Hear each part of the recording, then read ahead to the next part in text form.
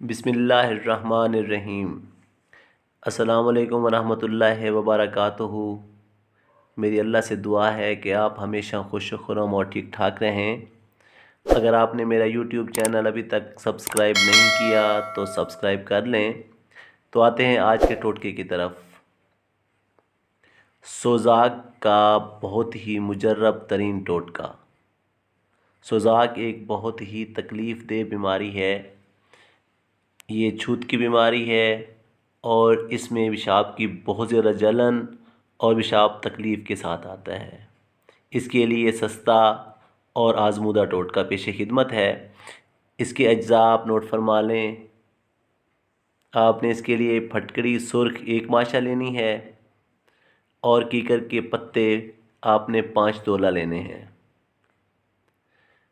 आपने इन दोनों अज्जा को कूंडे में बारीक पीस लेना है और फिर इसमें आधा किलो पानी डालकर कपड़े में से छान लेना है और इसमें 4 तोला देसी खांड मिलाकर इसको मीठा कर लेना है। और इसका जो इस्तेमाल है रोज़ाना निहार मुँह 10 दिन तक इस्तेमाल करें।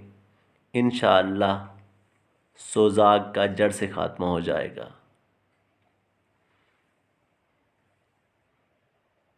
ये बहुत ही मुजर्रब और सन्यासी टोटका है। आज़माएं और दुआओं में याद रखें।